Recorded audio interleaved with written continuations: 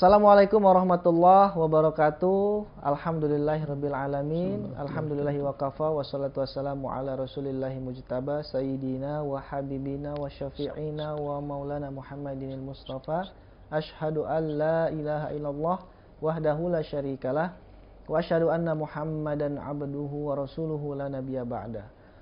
Apa kabar para sahabat wakaf semuanya, semoga selalu dalam keadaan sehat ya. Alhamdulillah kita bertemu kembali di kajian online yaitu Indonesia Ngaji Online yang insya Allah kita sudah ada di episode ke-42. Dan insya Allah kajian online ini akan tayang setiap hari Jumat pada pukul 3:30 sore.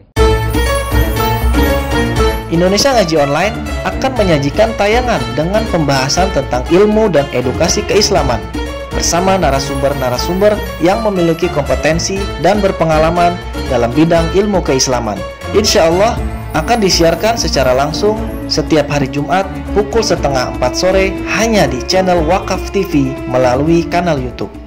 Alhamdulillahirrabbilalamin, tidak terasa masuk pada akhir-akhir, yaitu bulan Maulid atau bulan Rabiul Awal, yang mana ada bulan-bulan baik berikutnya yang siap menanti ibadah-ibadah kita dilipat gandakan oleh Allah Subhanahu wa taala. Tentunya ya, di samping ibadah-ibadah yang wajib yang sudah kita lakukan di dalam bulan-bulan yang memang sangat-sangat memiliki keutamaan, jangan lupa nanti kita tetap terus melakukan ibadah-ibadah yang memang memiliki keutamaan di bulan-bulan tertentu. Dan insya Allah Indonesia Ngaji Online kita pada sore hari ini akan membahas dengan tema cerdas, yaitu cerdas berbasis Al-Quran. Nah, bagaimana? Apa sih cerdas berbasis Al-Quran itu? Atau bisa dikatakan, bagaimana sih cerdas dalam Al-Quran itu? Atau bagaimana sih karakteristik kemudian kriteria orang yang cerdas menurut Al-Quran? Karena banyak nih di sekitar kita itu sanak saudara, famili, atau teman-teman kita, kerabat kita yang memang memiliki kelebihan, yaitu kecerdasan yang diberikan oleh Allah Subhanahu wa taala. Nah, apakah itu sudah benar cerdasnya? Atau apakah kecerdasannya sudah tepat digunakan di jalan yang benar atau belum? Nah, insya Allah kita akan bahas ini semua dengan narasumber kita, yaitu Ustadz Nafi Gunawan, yang insya Allah sudah berada di tengah-tengah kita, sudah ada di samping saya. Assalamualaikum Ustadz. Waalaikumsalam warahmatullahi wabarakatuh. Mas Sehat ya? Alhamdulillah wa'afiyah. Ustadz, ini menarik nih temanya nih Ustadz. Karena saya nggak mau lama-lama nih. Karena saya kan gini juga melihat fenomena banyak yang memang mereka ini, para mu'alaf ini berislam atau masuk Islam itu karena dia berpikir gitu Ustaz. Apakah ini ada kaitannya dengan bahwa kecerdasan menurut Al-Quran atau berbasis Al-Quran itu akan bisa akan bisa mengantarkan seseorang itu pada hidayah, pada Allah, hidayah dari Allah Subhanahu wa taala. Nah, sebelumnya saya mau tanya Ustaz, kenapa sih Al-Quran itu dikatakan sebagai mukjizat terbesar dari Rasulullah SAW, bukan yang lainnya? Karena kan banyak tuh keutamaan Rasul gitu kan. Kenapa Ustaz begitu Ustaz? Iya, Mas Hendri, kita buka kajian kita. Bismillahirrahmanirrahim. Assalamualaikum warahmatullahi wabarakatuh. Alhamdulillahirabbil alamin, nahmaduhu wa nasta'inuhu wa nastaghfiruh wa na'udzu billahi min shururi anfusina wa min sayyiati a'malina. May yahdihillahu fala mudilla lahu wa may yudlil fala hadiya lahu. Asyhadu an la ilaha illallah wa asyhadu anna Muhammadan abduhu wa rasuluhu la nabiyya ba'dah. Alhamdulillah Mas Hendri ya, kita ketemu lagi, dan ini saya bersyukur Mas Hendri ya. Jadi kalau ke BWA ini saya bersyukur karena BWA adalah Badan Wakaf Al-Quran, dan saya punya RTA, sama-sama A-nya. Apa nih? Rumah Tahfidz Al-Quran. Oh, Masya Allah, iya. Luar biasa. Jadi Al-Quran ini core kita. Kebetulan saya alhamdulillah menguasai bahasa Arab Al-Quran, dan kemudian itu kita jadikan amal jariah ya.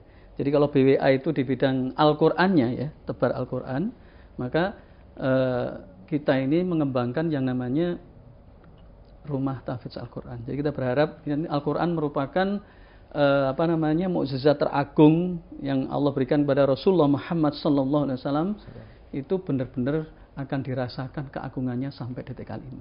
Itu yang kita harapkan. Yang kedua kalinya salawat dan salam kita sampaikan ke baginda Rasul Muhammad SAW. Jadi uswatuna khatamul anbiya wal mursalin, jadi nabi yang paling mulia yang Allah kasih namanya kelebihan yang Masya Allah, saya bersyukur ya. Ya mungkin karena Al-Fakir tahu ya, kalau nggak tahu mungkin tidak akan mengulang-ulangnya. Jadi karena tahu itu justru kita bersyukur ya, apalagi membahas Al-Quran, ini bahasan yang paling luar biasa. Nah, saya buka dengan hadis dulu Mas Hendri ya. Ini untuk Mas Hendri dan para pemirsa, sahabat Wakaf BWA, Wakaf TV. Rasul bersabda, jadi dari Utsman bin Affan ya. Jadi kalau Nabi sallallahu alaihi wasallam, khairukum man ta'allama al-Qur'an wa 'allamahu. Jadi ini hadis riwayat Imam Bukhari dan Imam Muslim ya. Jadi Rasul bersabda kepada Utsman bin Affan, dan Utsman bin Affan ini adalah sahabat yang mahir di dalam Al-Qur'an. Apa sabda Rasul? Khairukum man ta'allama al-Qur'an wa 'allamahu. Jadi sebaik-baik kalian, ya termasuk sahabat, termasuk orang-orang beriman ini adalah orang yang ta'allam al-Quran wa 'allamahu, jangan mempelajari Al-Quran dan kemudian mengajarkannya. Jadi profesi yang paling baik di muka bumi ini adalah profesi mengajar Al-Quran atau mempelajari Al-Quran dan mengajarkan Al-Quran. Nah, itu kita kupas nanti. Keren, kenapa Al-Quran termasuk mukjizat terbesar dan sepanjang masa ya. Yang ketiga, Mas Hendri, jadi Al-Quran ini sekali lagi saya bersyukur ya, dan umat Islam harus bersyukur ya, karena umat Islam ini umat pilihan dan juga dikasih keistimewaan berupa Al-Quran. Jadi para nabi ya, semua percaya ya, yang orang-orang yang punya kitab suci dari langit itu adalah orang yang dikasih kitab suci. Dan sekarang kitab suci yang paling ideal ya, yang paling ideal itu adalah Al-Quran. Kenapa Al-Quran? Karena Al-Quran ini kitab suci yang bisa dilihat sampai detik kali ini, bisa kita rasakan, bisa kita pahami, bisa kita pelajari, bisa amalkan, kita teliti, bahkan kita kaji, bahkan orang-orang kafir Mas Hendri. Orang Hollywood, coba ini, orang Hollywood. Coba bayang kalau saya bicara Hollywood itu kan sudah apa ya? Supernya super kafir. Ya, super kafir. Kalau orang kafir kan double orang yang ya, double. Itu orang Hollywood ya. Jadi orang Hollywood itu orang yang udahlah dunianya dunia ya, orang yang suka dunia banget. Itu ternyata mereka mengambil Al-Quran Mas Hendri. Apa enggak apa gini. Anehnya umat Islam itu malah menjauhkan diri dari Al-Quran. Nah, aneh nih. Coba ada beberapa film yang mereka saya nggak perlu sebutkan nanti promosi. Ya. Jadi misalnya film berkaitan dengan jin itu dari Al-Quran. Film berkaitan dengan 15 Warrior ya. Ada film-film yang berkaitan dengan itu Islam. Mereka bahkan yang paling heboh dan hebat itu adalah yang tahun 2000 itu pernah mengguncang dunia sampai ditayangkan berkali-kali seluruh dunia oleh Hollywood, Kingdom of the Heaven. Ada lagi film yang top of the top itu The Messenger. Ini buatan Barat ya, buatan Hollywood ya. Jadi intinya apa? Intinya sebenarnya orang yang mempelajari Al-Quran itu orang-orang hebat. Nanti kita bicara tentang kecerdasan ya, kecerdasan berbasis Al-Quran. Nah, terakhir dari masalah mukjizat ini, jadi mukjizat itu kalau Nabi Musa itu tongkat, kalau misalnya Nabi Ibrahim itu tidak kebal oleh api, dibakar tidak mempan, kemudian Nabi Zakaria itu memiliki kelebihan banyak, Nabi Isa itu bisa menghidupkan orang meninggal dunia dan bisa bicara dengan mayit, itu Nabi Isa. Tapi semua itu kan nggak bisa kita saksikan sampai detik kali ini. Rasulullah itu punya mukjizat itu banyak banget ya.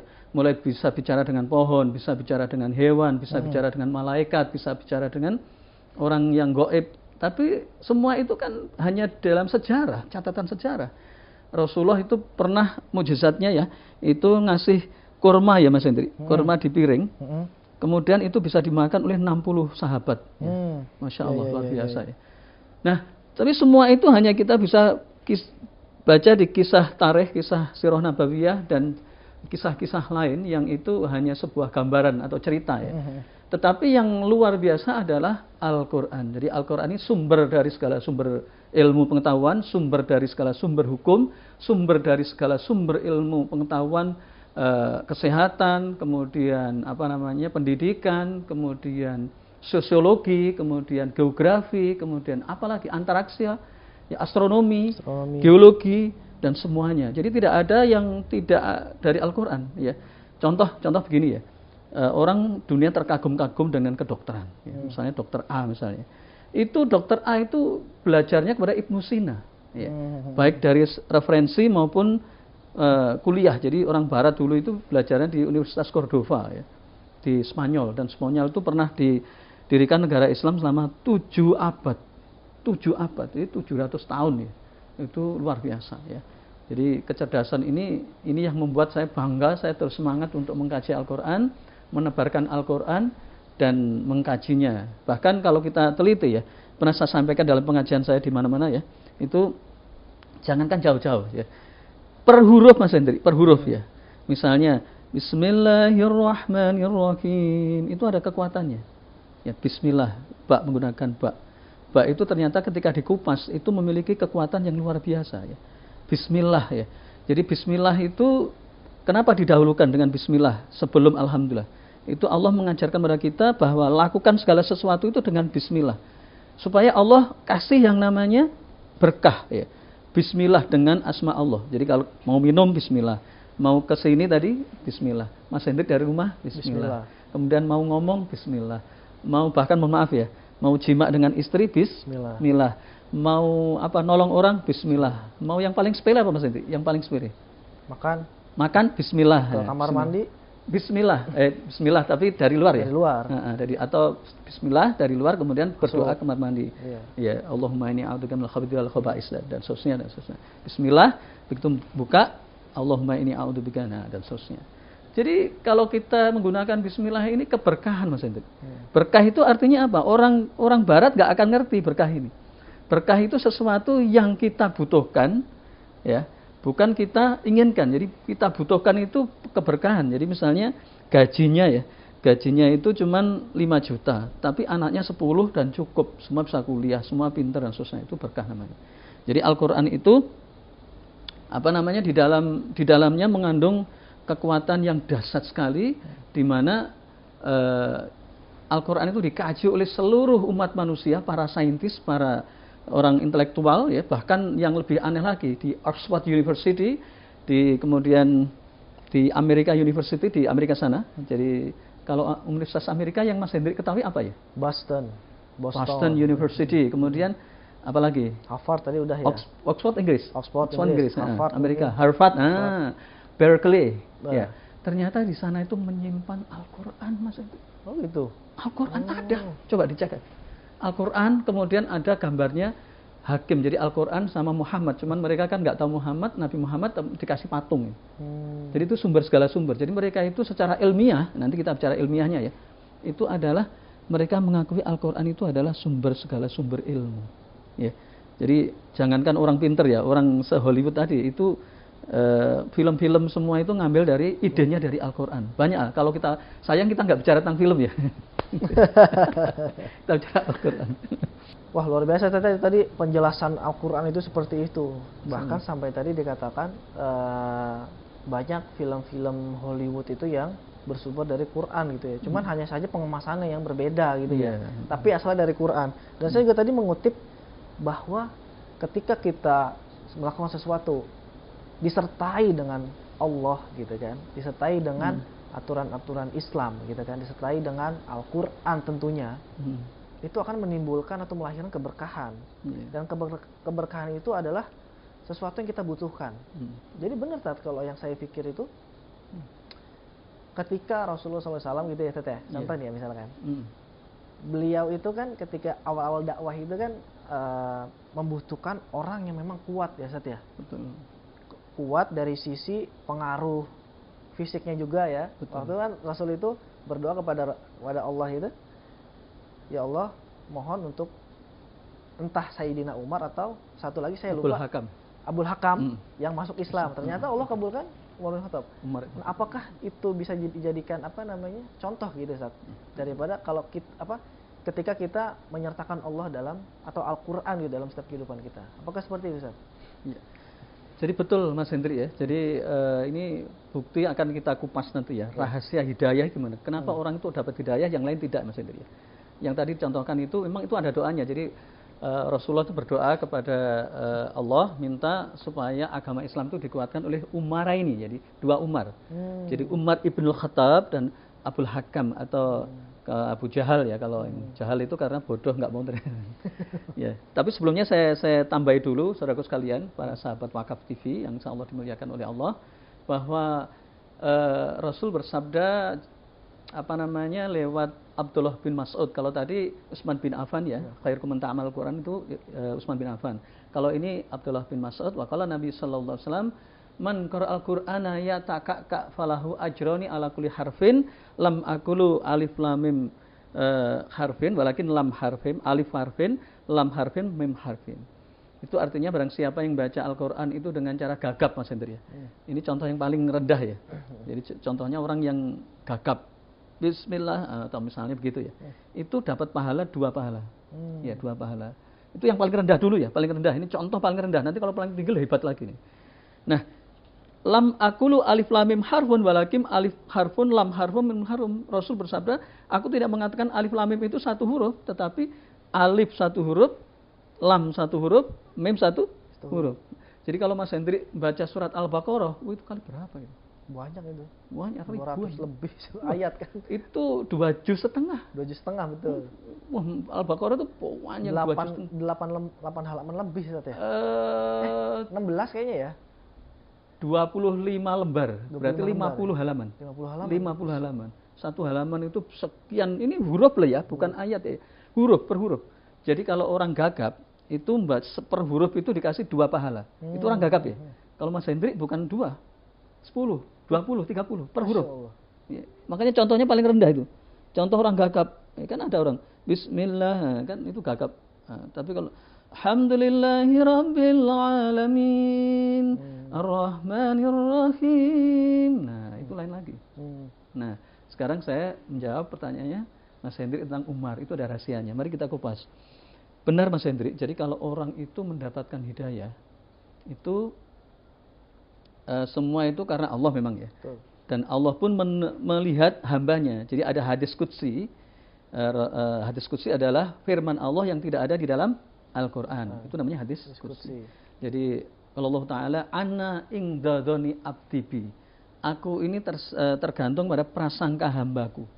Ya, kepadaku. Ya. Ini sebenarnya untuk umum ya. Jadi ketika Umar, rahasianya begini, kenapa Allah beri petunjuk menguatkan hidayah kepada Umar ibn Khattab dan tidak kepada Abu Jahal atau Abdul Hakam tadi. Nah ternyata begini rahasianya, kita kupas yang mana dulu? Coba, yang Abu Jahal dulu atau Abu Umar dulu? Umar dulu mungkin. Umar dulu ya, Umar dulu. Sehingga dapat petunjuk ya? Betul. Baik, jadi Umar Mas Hendri, saya punya buku tebel 800 halaman tentang Umar. Dan ada yang kecil sekali. Singkat kata beginilah, panjang ya. Singkat kata, Umar itu meskipun ganas, meskipun keras, meskipun galak, bahkan kalau orang mendengar Umar langsung takut, anak kecil takut. Bahkan orang hamil pun ketika mendengar Umar bin Khattab itu langsung keguguran. Itu banyak kisah. Ternyata di balik kerasnya itu, Umar itu suka merenung, suka mikir. Meskipun galak tapi dia mikir. Nah kalau zaman kekinian, mohon maaf ya, saya tidak bermaksud ta'assub ya. Kalau laki-laki itu siapa ya? Mungkin Hercules kali ya. Yang sekarang masuk Islam dia. Kan Hercules kan preman kan itu. Hercules terus apa lagi ya? Yang gewalak pokoknya tapi masuk Islam. Itu yang bandar narkoba yang wafat itu. Budiman siapa ya? Freddy Budiman. Freddy Budiman ya. Masuk Islam itu ya. Terus taubat gitu kan. Nah, itu taubat. Terus siapa itu? Gitaris apa Bumerang John Paul. Pokoknya orang galak lah ya. Iya, galak. Gewalak, tapi sangar dia suka mikir, sangar lah ya. Bahkan yang ini Mas Hendri, nanti buka di YouTube ya, ada pegulat dari Amerika, saya lupa namanya ya, badannya gede banget, tatoan, tapi dia bawa Al-Quran Mas Hendri. Saya tuh sampai menangis ya. Ada buka nanti ya. Pegulat atau apa, badannya gede banget. Tapi, nah ternyata rahasianya itu merenung Mas Hendri. Nah kalau akhwat, cewek, mohon maaf ya, saya tidak ini, Dewi Sandra tahu. Saya tahu Dewi Sandra itu kan, seluruh ini dilakukan tatoan ini. Tapi dia kan mikir. Iya. Dia mikir. Bukan Sandra Dewi ya, Dewi Sandra, jangan terbalik ya. Jangan terbalik. Iya, betul. Sekarang kan, makanya kalau saya lihat Dewi Sandra itu, ya Allah, udah cantik.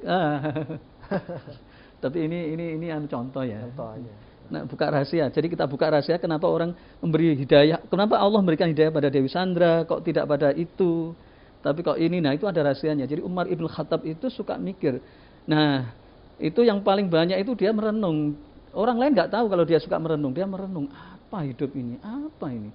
Karena dia tidak ada yang ditakuti dan semua takut pada dia. Nah, ketika dia mendengar adiknya Fatimah itu, ini bukti-bukti Umar Ibn Khattab merenung ya. Mendengar dia akan mencari Muhammad untuk dibunuh karena Muhammad itu memecah belah.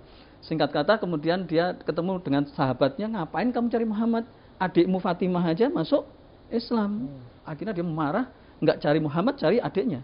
Nah, begitu ketemu adiknya itu, adiknya juga, adiknya perempuan Arab itu kalau kalah dengan laki-laki ya, apalagi Umar ya, itu ternyata apa Mas Hendri?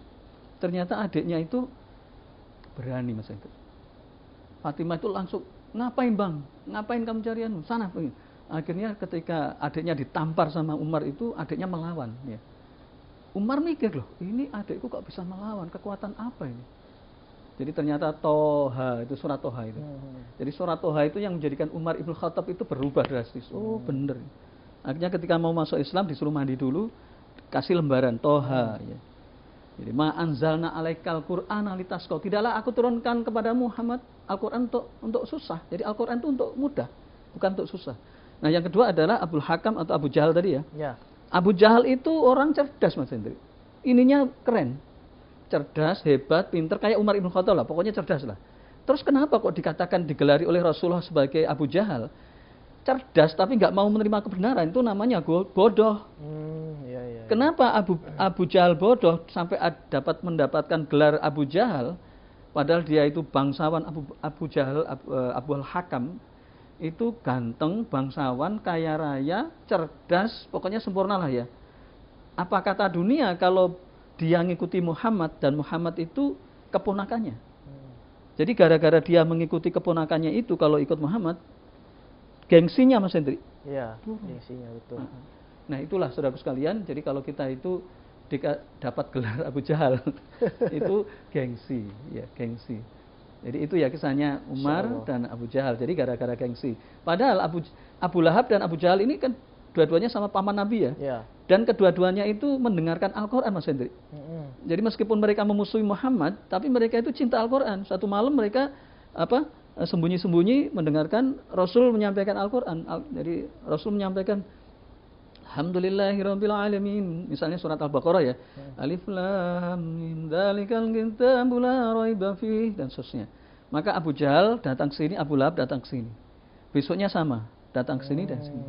Nah, malam ketiga mereka itu berpikir jangan-jangan ada orang yang tahu, maka Abu Jahal ke sini, Abu Lahab ke sini. Ya. Ketika ke sini ketemu, lah kamu kok di sini, lah kamu juga ke sini. Akhirnya mereka mengatakan memang meskipun kita membenci Muhammad, memang Al-Quran itu dari Allah. Itu yang luar biasa. Gitu ya. Masya Allah, luar biasa ini. Berarti Al-Quran itu memang istimewa sekali Sat ya. Nah, terkait dengan cerdas nih Sat ya. Kecerdasan tadi kan sudah digambarkan mengenai Umar bin Khattab gitu ya. Dan Abu Jahal seperti itu. Nah, bagaimana sih Sat gambaran para sahabat Rasul berinteraksi dengan Al-Quran sehingga banyak para raja pada kala itu mau masuk Islam. Karena kan gini, ketika delegasi yang dikirim oleh Rasul SAW pada waktu itu ada Khalid bin Walid, ya Sayyidina Khalid bin Walid, ada Sayyidina Umar bin Khattab dan sebagainya, bertemu dengan raja-raja, kemudian mengajak masuk Islam dengan tidak secara paksa gitu kan. Nah, berarti kan ini kan cerdas sekali Sat ya. Ya kan? Betul. Karena dia langsung ke raja gitu loh. Yang mana posisinya kan katakanlah yang di Persia.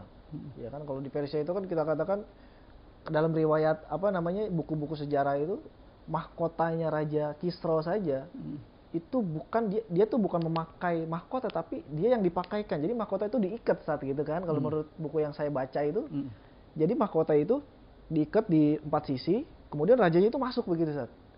Nah, sampai Raja Kisra pun dihadapi sama katakanlah panglima-panglima perang. Nah, itu bagaimana mereka tuh berinteraksi dengan Quran itu sehingga mereka bisa pede dengan kecerdasan yang diberikan oleh Allah Subhanahu wa taala gitu saat.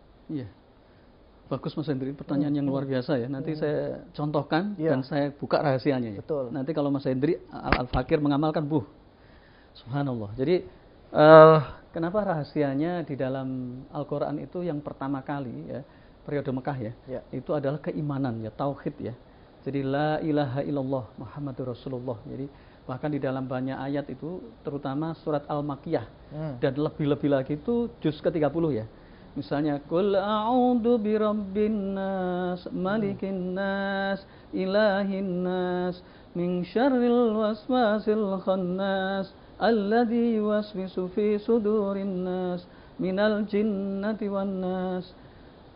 Dan ayat yang qul huwallahu ahad ya, Al-Falaq ini kalau kita amalkan, kita praktekkan saudara sekalian, sahabat Wakaf TV, itu kita akan merasa bahwa kita ini punya Allah, Mas Hendri. Dan manusia itu semuanya kecil, Mas Hendri. Jadi tidak ada apa-apanya. Raja itu kan status ya. Kayak status aja, status WA apa. Menikah belum, statusnya misalnya guru, status aja. Jadi toh nanti raja akan jatuh, presiden sebentar lagi jatuh. Status aja. Makanya jangan bangga. Orang sekarang kan bangga status presiden, status bupati ya. Padahal sebentar lagi ini. Nah, kita buka rahasianya. Kenapa orang-orang yang masuk Islam itu pada periode Mekah, nanti mudah-mudahan kita semua ya, itu orangnya kuat-kuat dan melihat makhluk itu kecil semua karena mereka punya Allah. Punya Allah, punya iman, dan kul huwallah, katakanlah Allah itu ahad. Allahu somad, Allah tempat meminta dan mengayomi seluruh, memberi rezeki seluruh jagat raya ini Allah. Jadi Allah, bukan manusia. Sehingga keyakinan ketauhidan la ilaha illallah Muhammadur Rasulullah itu kuat. Kalau orang sudah tauhidnya kuat, maka semua dipandang kecil, jabatan kecil, rezeki kecil, bahkan mereka itu pergi itu nggak pakai biaya yang macam-macam, pasrah pada Allah. Nah, sekarang saya akan bongkar rahasia-rahasia kecerdasan apabila orang itu berinteraksi dengan Al-Quran yang dicontohkan para sahabat berkaitan dengan delegasi tadi ya, Mas Hendri ini. Betul. Dan tadi Mas Hendri ada kata yang luar biasa, cerdas dengan Al-Quran ya. Iya. Nah, itu begini Mas Hendri. Orang kita bicara biasa-biasa orang ya, sama manusia ya. Coba deh, Mas Hendri kalau diutus ke presiden, tentu kan juga gemeteran kan? Iyalah. Presiden kan gitu kan. Nah, kalau ini raja Mas Hendri, raja itu lebih tinggi daripada presiden. Jadi raja Persia, raja Romawi itu kekuasaannya membentang ya.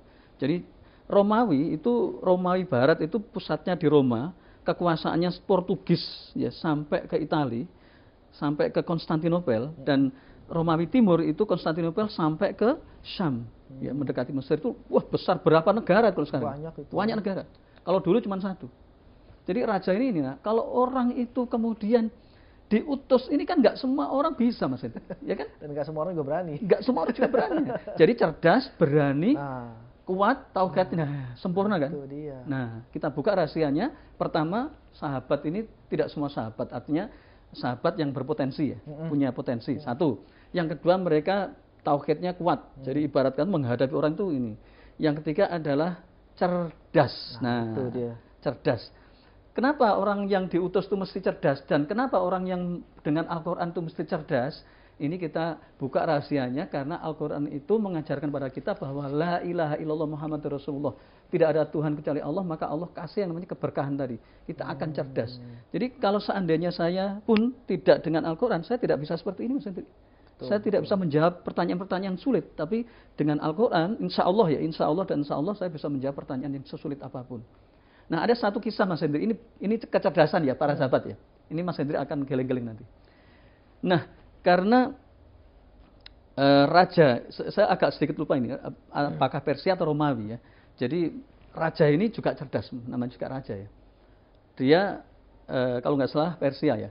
Dia tahu bahasanya orang Islam itu kan pada Allah. Dan mereka tahu bahwa orang Islam, delegasi umat Islam itu tidak sopan menurut mereka ya. Kadang masuk ya.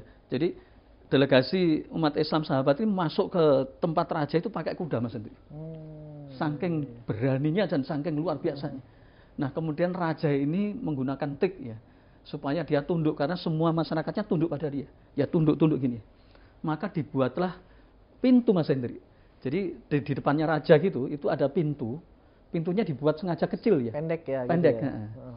Nah, kemudian supaya dia itu masuknya itu bungkuk gini Mas Hendri. Iya, nah, kalau bungkuk itu kan dia menghormati. Iya. Nah, itu spontan. Dan sahabatnya nggak ngerti kalau seperti itu. Itu spontanitas. Ini bukti kecerdasan dia. Kira-kira apa yang dilakukan sahabat tadi Mas Hendri? Membelakangi mungkin. Nah, betul. Gitu ya, benar ya? Kecerdasan sahabat ini spontan diuji pada saat dia nggak tahu apa, tiba-tiba kok orang masuk bungkuk gini. Akhirnya sahabat itu membelakangi. Nah, jadi membelakangi ini, jadi rajanya itu dikasih pantat. Itu bahasa tubuh penghinaan, ngerti ya? Itu artinya kecerdasannya sahabat itu sudah teruji. Masya Allah, banyak kisah, kalau kita kisahkan banyak lah ya. Kecerdasan, kalau kita itu berinteraksi dengan Al-Quran itu kita akan cerdas. Makanya saya menghimbau para sahabat Wakaf TV sekalian, kalau putra-putri Anda pengen cerdasnya itu benar-benar cerdas, fid dunya wal akhirah, maka bekalilah yang pertama kali adalah Al-Quran ya. Al-Quran, jangan yang lain. Karena yang lain itu gampang ya. Dokter itu ya, fakultas kedokteran yang dikatakan paling sulit, itu sebenarnya bukan sulit. Itu kedokteran itu menghafal. Nah kalau kita sudah terbiasa menghafal, itu menghafal obat itu gampang. Resepnya kedokteran itu nggak ada apa-apanya dibanding Al-Quran. Al-Quran itu 30 juz. Satu juz itu 10 lembar. Ya, 10 lembar. Satu lembar 2 halaman. Berarti satu juz itu berapa? 20 halaman. 20 halaman ya. Kali 30, 600 halaman. 600 lebih ya. 600 lebih, 604 halaman. Ya. Itu artinya apa? Kalau itu dihafal, itu daya. Jadi otak ini nggak ada, akal ini nggak ada batasnya, Menteri. Memori kita itu nggak ada batasnya. Kalau memori HP itu ada 10 GB ya, atau megabyte ya, atau 100 megabyte. Tapi kalau ini nggak ada batasan. Nggak ada batas. Infinity. Yeah. Nah, Al-Quran ketika kita masukkan ke dalam akal kita, maka ilmu kedokteran, ilmu sosial, ilmu biologi, ilmu arsitek, ilmu apa lagi Mas Hendri yang paling berat? Ilmu apa? Biologi udah tadi ya? Biologi, oke, biologi. Fisika. Rumus-rumus, matematik misalnya. Matematika. Aljabar, ya kan? Aljabar. Semua gampang. Kenapa? Karena sudah dibiasakan. Makanya ada guyonan. Guyonan ini nggak tahu benar ya guyonan. Jadi otak di dunia, manusia di dunia nih, ya. Itu yang paling mahal itu otaknya bangsa mana, Mas Hendri? Jepang mungkin. Mungkin Jepang ya, atau mungkin Amerika mungkin. Ya. Mungkin. Ternyata otaknya orang Indonesia. Oh gitu ya. Kenapa ya? Otaknya Indonesia nggak pernah dipakai. Nggak dipakai itu akhirnya ori. Beku ya. Akhirnya ori. Guyon tapi guyon. Ya, guyon ya. Tapi kalau orang yang beriman Indonesia enggak lah. Cerdas luar biasa. Wah, luar biasa. Berarti gini Ustaz ya.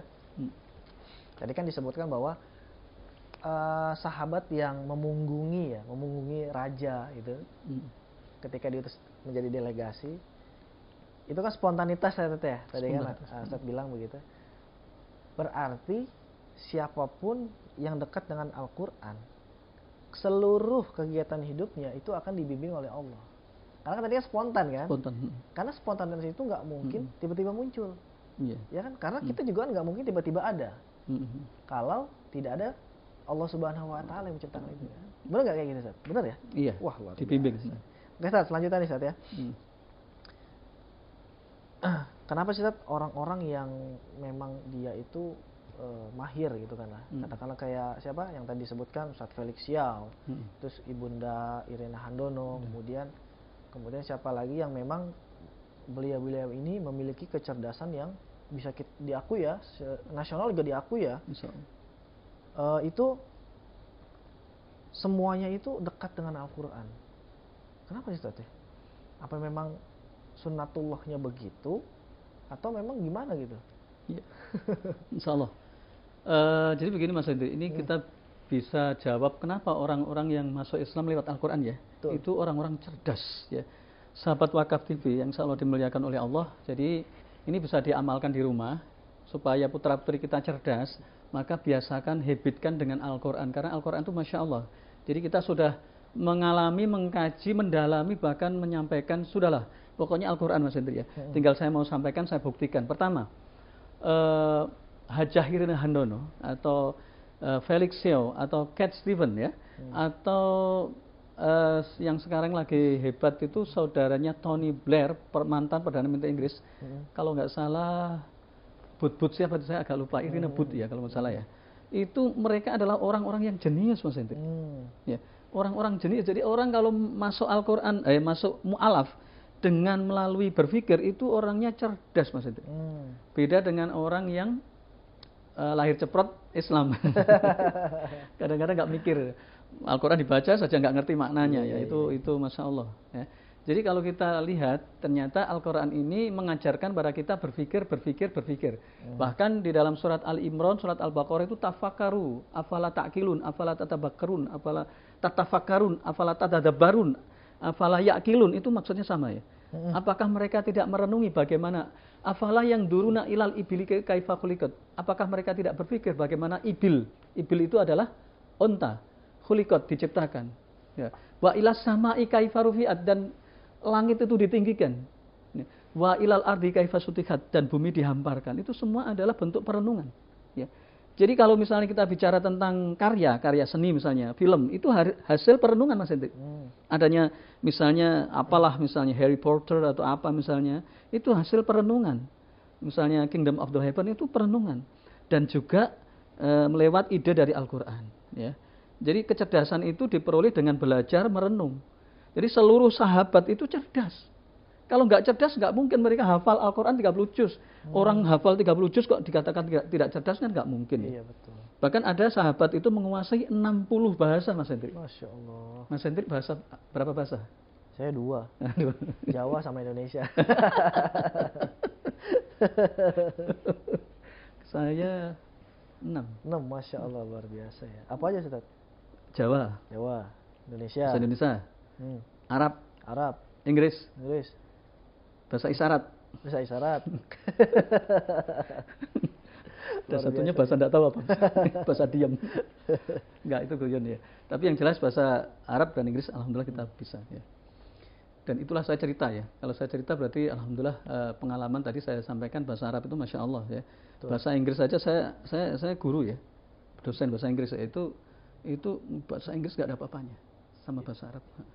Itu Masya Allah Mas Hendrik. Jadi luar biasa yang kita, jadi kalau kita kaji Al-Quran tuh makin lama makin cerdas, dan ulama-ulama dulu ya itu Masya Allah menelurkan karya-karya ya.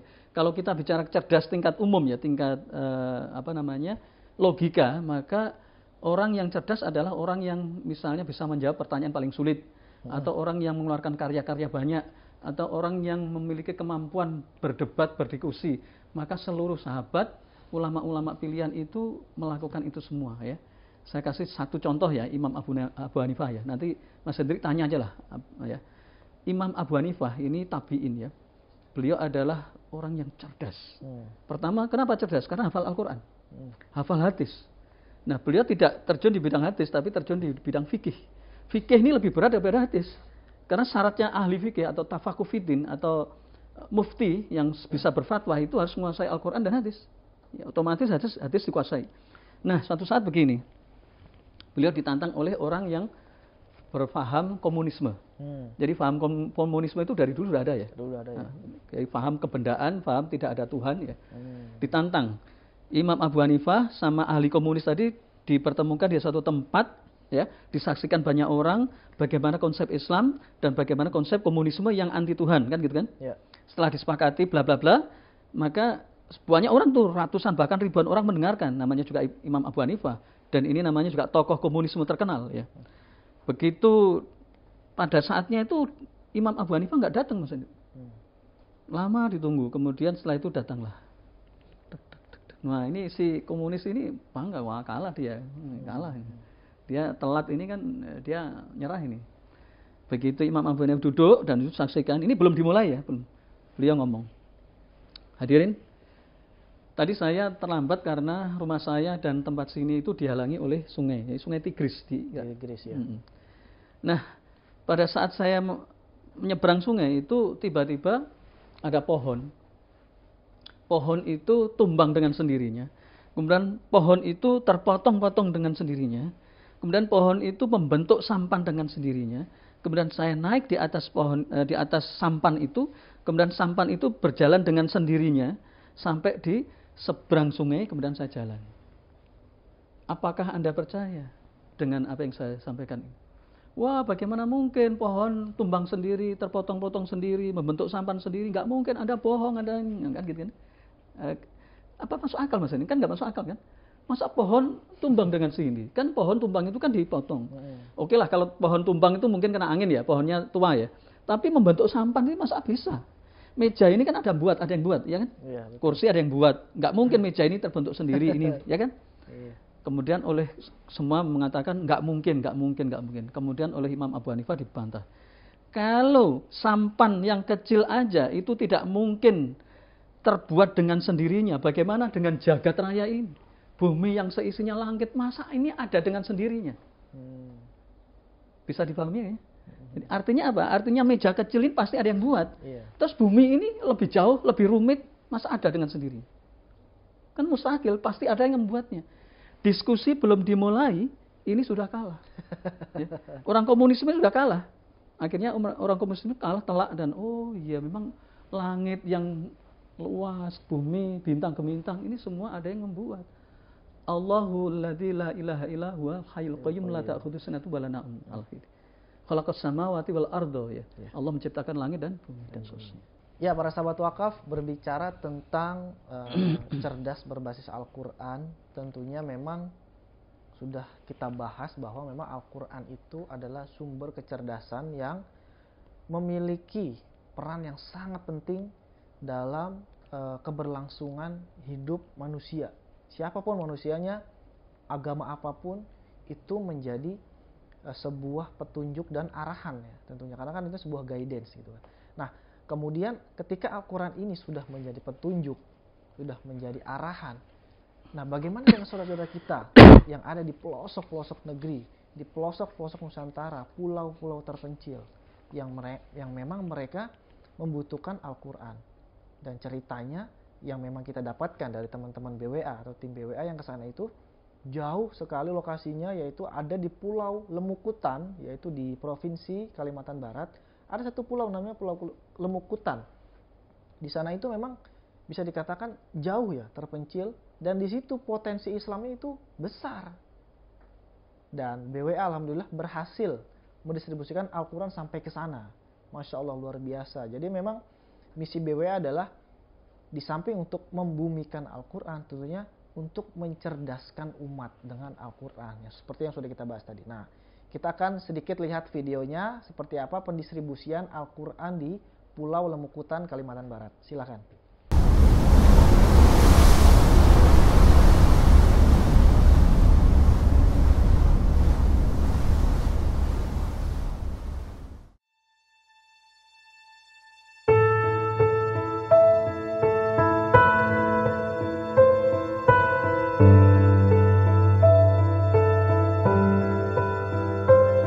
Orang kan tahunya hanya Pulau Lemukutan. Dari kepulauan yang lain itu ada musola, ada masjid gitu Pak. Jadi akan kami sebarkan ke sana, bukan di daerah Pulau Lemukutan aja, tapi akan kami sebarkan ke pulau-pulau yang lain.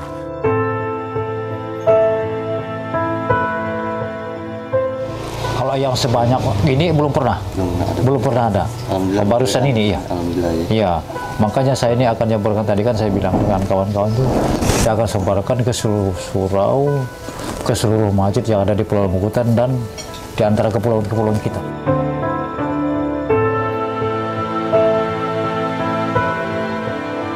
Di Teluk Suwa itu desa Karimunting dia, bukan desa Pulau Lemukutan, bukan.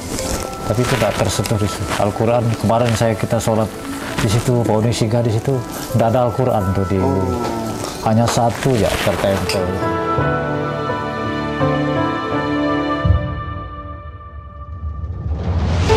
Ya kalau 50, kalau 70 sih ya jelas kurang. Oh, jelas kurang. Ya jelas kurang. Tapi kalau kan kita pandai-pandai bagi lah. Mungkin di sini 50 atau sini 40 atau 30 gitu kan.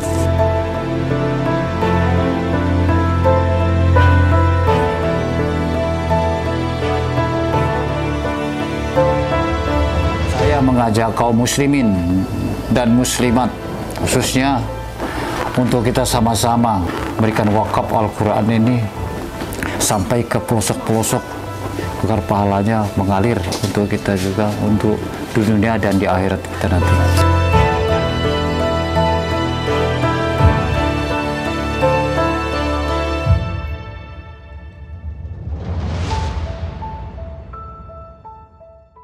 Wah, Masya Allah, luar biasa ya. Memang tugas daripada pejuang wakaf ini luar biasa. memiliki kewajiban mendistribusikan amanah Al-Quran wakaf dari para sahabat wakaf semuanya ke pulau-pulau terpencil yang memang memiliki potensi Islam yang besar. Dan memang ini adalah sudah menjadi kewajiban kita semua. Dan kembali lagi ke tema kita pada sore hari ini, yaitu cerdas berbasis Al-Quran.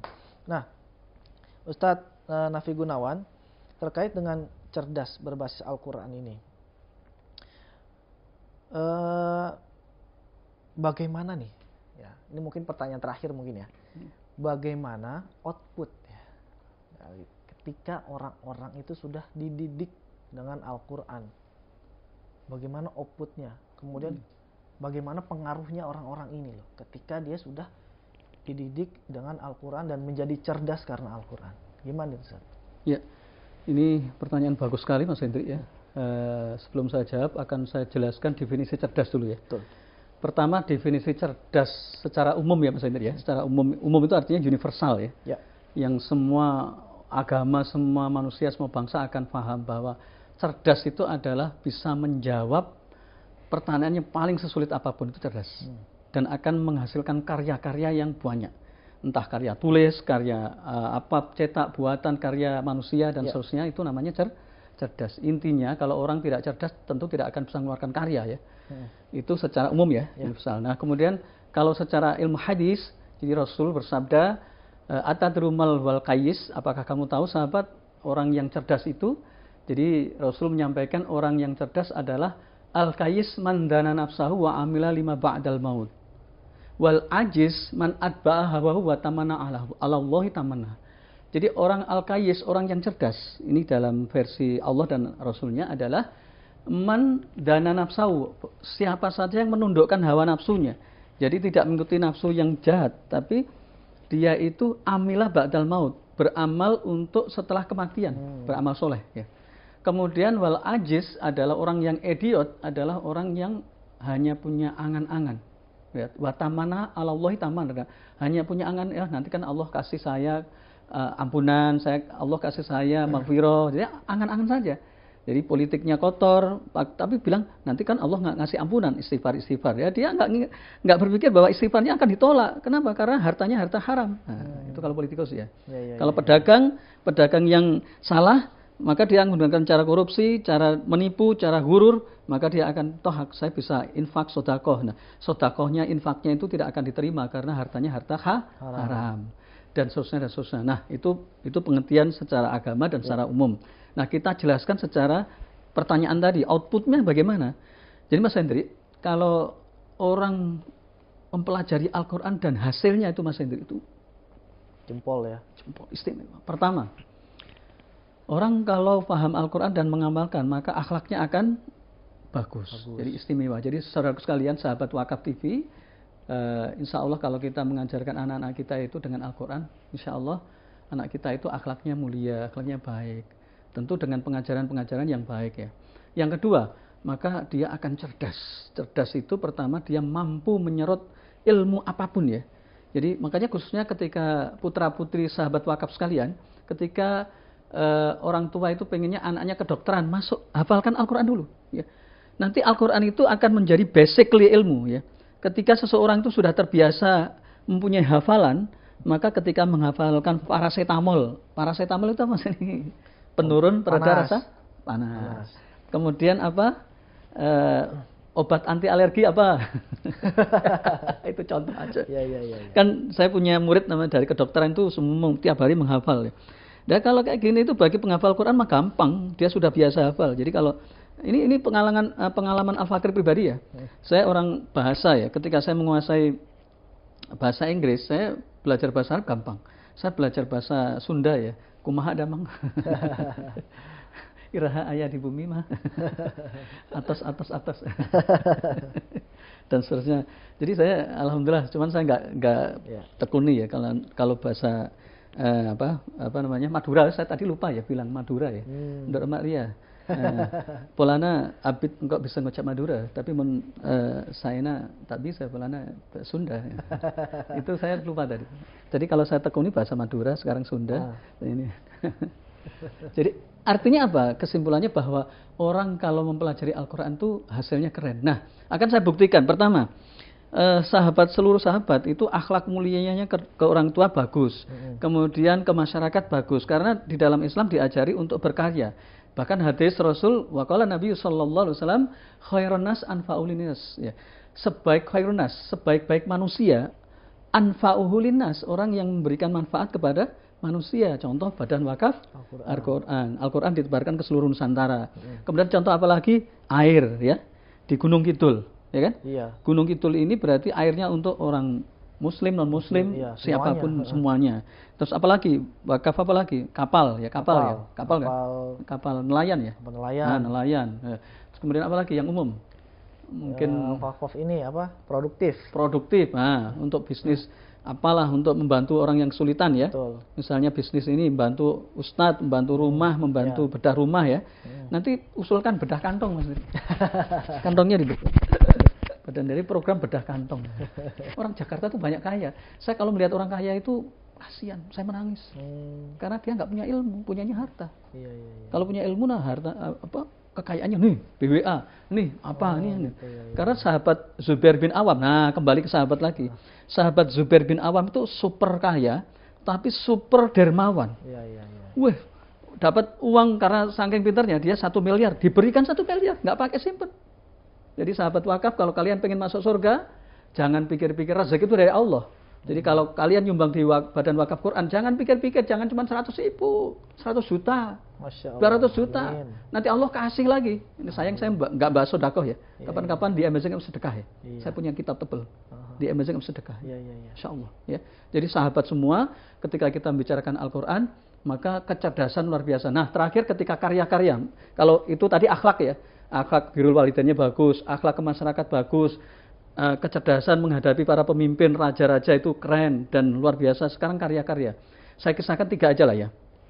Pertama Imam Ali ya. Imam Ali ini sahabat yang lautan ilmu. Jadi dia pernah dites oleh ahlul kitab Yahudi dan Nasrani. Dan semua bisa dijawab dengan gampang oleh Imam Ali. Luar biasa. Pertanyaannya nggak main-main Mas Hendrik. Pertanyaannya adalah sebutkan hewan yang tidak pernah dilahirkan oleh induknya loh Mas. Coba, apa ada hewan yang nggak pernah dilahirkan oleh induknya? Coba. Gak Imam Ali bisa jawab. Oh bisa ya. Nah, coba sebutkan 1 saja. Ini ada 7. 1 aja. Nggak tahu saya. Nggak tahu. Tak kasih bocoran ya. Iya. Dombanya Nabi Ibrahim yang untuk mengganti Ismail. Kan nggak dilahirkan. Nggak dilahirkan. Ada lagi coba. Apa ya? Ini spontan. Imam Ali spontan. Apa ya? Saya spontan. Saya juga baru tahu ini. Ontanya Nabi Soleh. Onta Nabi Soleh. Nah, itu onta itu dikeluarkan dari batu kan kaumnya Nabi Soleh itu nggak percaya dan menunjukkan, ayo tunjukkan kalau kau Nabi. Apa permintaanmu? Keluarlah onta dari batu. Itu sebenarnya ngetes supaya nggak mungkin kan. Iya. Tapi namanya bagi Allah. Nabi Soleh kan manusia biasa. Dia minta aja pada ya Allah turunkan apa yang dia minta. Iya. Onta keluar dari batu. Masya Allah. Itu nggak dilahirkan oleh induknya enggak. Iya. Ada lagi? Nah, PR. Itu 2 ya? Iya. 3 apa? Tak kasih lagi bocoran. Ini ada 7. Apa lagi nih? Nanti saya searching di Google deh. Kasih Google-nya sini aja. Ikan paus Nabi Yunus. Oh, ikan paus. Nah, ada lagi? Apa lagi? Nah, nantilah carilah. Siap. Jadi pokoknya itu Imam Ali. Nah, yang kedua ada Imam Bukhari. Imam Bukhari, ini saya singkat aja ya, karena ini waktunya nggak cukup ya. Imam Bukhari itu Masya Allah Mas Hendri, kalau saya baca itu saya mengeluh dan ya Allah, memang orang kalau dikasih berkah tadi oleh Allah ya. Imam Bukhari itu tidak pernah makan uang subahat, haram aja enggak, subahat aja enggak, apalagi haram. Hartanya itu semuanya halal. Dan tahu enggak kecerdasan Imam Bukhari? Imam Bukhari itu sekali baca itu langsung hafal. Jadi misalnya baca 1000 halaman Mas Hendri, baca terus baca, itu sekali baca Mas Hendri, itu langsung hafal. Enggak pakai 2 kali, sekali baca. Nah, kemudian dites oleh ulama hadis. Jadi Imam Bukhari, hadis riwayat Bukhari. Ini katanya orang hebat. Dites oleh 10 ulama. 10 ulama hadis ini nggak main-main. Ini topnya top ulama. Itu Imam Bukhari sendirian. Ulama ini mengeluarkan 10 hadis. Berapa hadis? 100. Nah. Kemudian ulama ini hadis itu ada matan, ada rawi, dan ada sanad. Matan itu isinya, redaksinya. Jadi misalnya khairukum man ta'allama al-Qur'an wa 'allamahu, itu namanya matan ya. Kemudian an Abi Hurairah radhiyallahu, jadi dari Abi Hurairah, dari Rasulullah kan itu namanya sanad ya.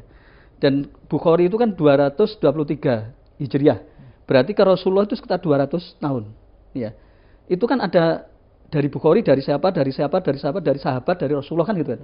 Nah, ini oleh ulama ini dikacaukan. Ini, pokoknya dikacaukan, ini dikacaukan. Sebenarnya 100 hadis. Maka Bukhari itu menjawab, nggak pakai 2 kali ya, pertanyaan sekali. Ulama penanya pertama, itu hadisnya yang benar adalah ini. Hadis 10 pertanyaan hadis tadi itu oleh Bukhari itu, Imam Bukhari dibenarkan. Ulama kedua dibenarkan, ulama ketiga dibenarkan, ulama keempat ini. Nah, ketika dia sebelum membenarkan hadis ke 100 hadis ini, ketika ditanya, apakah kamu tahu hadis ini? Maka Bukhari menjawab tidak tahu. Nah, orang-orang yang mendengar, wah, Imam Bukhari bodoh, kok jawabannya tidak tahu. Padahal Imam Bukhari menjawab tidak tahu itu karena apa? Karena hadis yang disampaikan oleh ulama pertama itu salah. Ulama kedua juga salah. Kenapa salah? Memang sengaja dibikin salah supaya dikoreksi. Berarti ketika Imam Bukhari menjawab ini hadis ini salah atau tidak tahu, ini dalam hati ulama ini, wah pintar banget ini. Cuman orang-orang kan nggak ngerti masalahnya. Akhirnya dia, ternyata oleh Imam Bukhari ketika mereka semua dijawab dengan tidak tahu, kemudian oleh Imam Bukhari dikoreksi dari hadis pertama sampai hadis 100. Oke. Imam Bukhari. Itu ya maksudnya bentukan daripada didikan Al-Quran seperti itu. Seperti itu, pointer sekali. Jadi, Masya Allah, luar biasa Ustadz nih. Kajian kita sore ini seru banget nih kayaknya nih, karena memang kan Al-Quran itu kan menjadi sumber segalanya ya. Dan memang banyak sekarang, bukan banyak lagi ya, bahkan jauh lah ya dari Al-Quran ya. Banyak saudara-saudara kita memang nggak tahu tentang, mohon maaf ya, banyak juga teman-teman saya yang memang mereka itu menikah gitu kan, tapi nggak tahu tata cara katakanlah berjima seperti apa, harus berdoa dulu. Ini kan ngeri Ustaz ya. Makanya kan itu kan adanya kan di Islam, di Quran itu kan, di Quran, hadis dan sebagainya. Dan memang ini menjadi sebuah PR ya buat kita ya Ustaz ya. Orang yang kayak contoh misalkan Ustadz nih yang memang paham terkait dengan Al-Quran ini, itu menjadi tugas kita, kewajibannya untuk mendakwahi mereka gitu Ustadz ya. Betul. Luar biasa Ustadz. Syukran jazakallah khair atas tausiahnya pada sore hari ini. Mudah-mudahan kita akan membahas tentang Al-Quran lagi nih, karena masih banyak nih pembelajaran tentang Al-Quran yang belum kita bahas nih, karena waktu juga yang memang membatasi kita. Syukran Ustadz ya. Iya, insyaallah. Baik para sahabat pokok semuanya, jazakumullahu khairan katsiran atas perhatiannya yang sudah mau nonton kita. Mudah-mudahan ini menjadi edukasi dan informasi baru untuk kita. Bagi yang sudah tahu, mudah-mudahan ini menjadi pengingat buat kita, dan bagi yang belum tahu, mudah-mudahan ini jadi sumber ilmu baru yang mana akan kita pakai untuk berkehidupan kita di dunia sebelum nanti kita diwafatkan oleh Allah Subhanahu wa taala. Baik, jangan lupa untuk terus saksikan kajian online setiap hari Jumat jam 3:30 sore. Kemudian juga jangan lupa untuk share jika memang ini bisa membuat atau dikatakan ini bisa memberikan manfaat untuk saudara-saudara kita. Karena ketika kita membagikan konten-konten yang memang bermanfaat ya, membicarakan tentang Al-Quran, jangan takut, pasti kita dapat pahala. Karena yang memastikan itu langsung dari Allah dan Rasulnya, bukan dari saya atau dari Ustadz Nafi Gunawan, langsung dari Allah dan Rasulnya melalui Al-Quran dan Hadis. Terima kasih.